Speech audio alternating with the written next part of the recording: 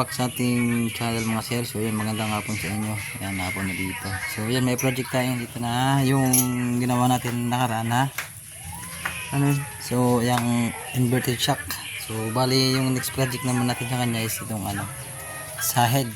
So yun ang problema ng mga ano, Honda CRF tsaka Supremo. Kasi halos parehas lang naman yung mga pyesa nila dyan sa makina. Pinabilang lang yung Supremo is ano siya, carb type ito.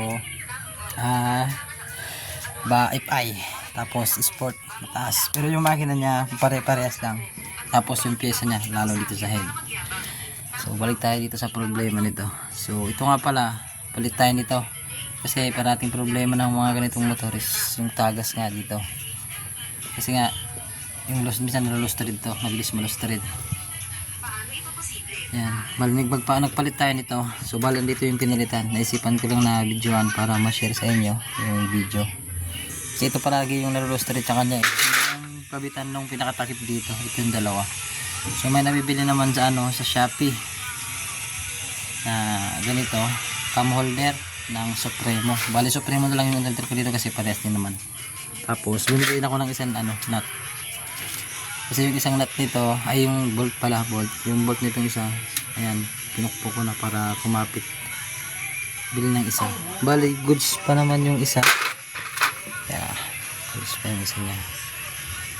Tapos yung pinaka problema nito, laging nalulustrid, kaya sa mga nagpapatune up dyan, huwag nyo sikipan masyado. Kasi yung mga gasket na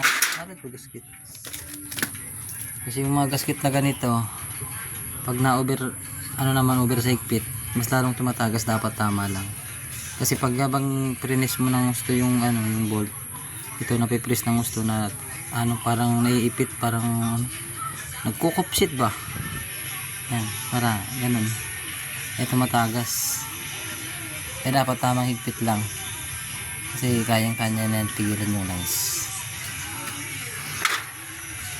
So bali yung price, ayan, reveal ko sa inyo yung price ng ganito nung ano, cam holder. Ano ata? Pirad ko nga? Ha? Nasa 700 ata to, 700 plus o 600 plus, ganun. Iba-iba, depende sa ano. So bali, karamihan sa mga CRF na pyesa is overseas. So bali ito, hindi. Parang ano lang, Cavite lang ata nakuha ko to. Tapos itong nut naman, itong bolt, overseas talaga to, wala sa Pilipinas. Kaya mga 2 weeks ata na bago dumating ito. Ito lang yung pinakahuling dumating. Ito mga ano lang, 3 days to 5 days lang, kasi Manila meron. So hindi to original itong bolt, original ito, replacement lang. Kaya sa mga nakasupremo dyan, pwede yung umorder ng cam holder kung lustrid na yung sa inyo dito. Silang naman lagi sakit ng ano, mga Supremo noon pa yan sa unang labas, nalulustrid talaga to. Kasi ano lang naman yan, oh, alloy, kaya mabilis malustrid. Pag sinikipan na masyado, yan, sisira. Tapos pakalagay natin, bago natin takpan, paandarin muna natin, testing natin yung ano nya, yung butas ng ng langis para sure ball. Kasi andito yung ano nya, baka barado. Hindi natin alam sa factory defect. Halo share ko lang to sa inyo mga sir. Ito naman yung problema nya. Ito, ulitin ko ito yung ginawa natin na nagpalit ng ano, oil seal ng inverted shock. So yan, wala pa rin tagas simula nung pinawitan, oh. Pa. So balik kakabit na lang ito, tatiming na lang, tapos papaanda rin natin.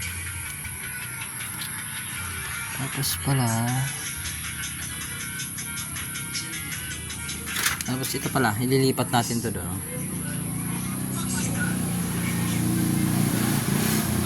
Yan nakalagay dito. Tapos meron na rin yung mamamana. Meron rin yung kasamang ano, pin, yung nasa ilalim.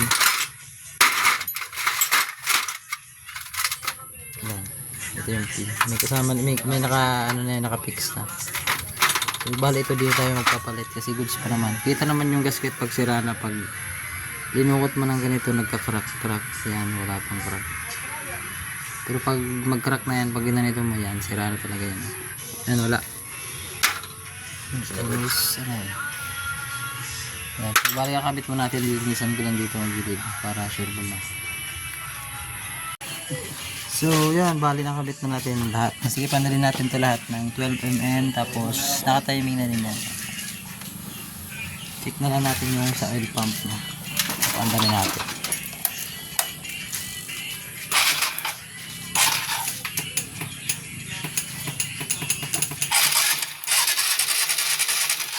Ayun ang spark plug.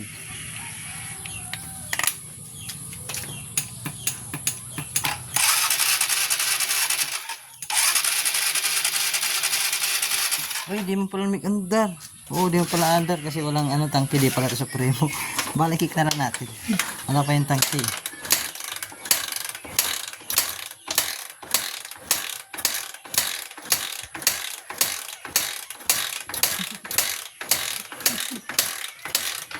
Yan.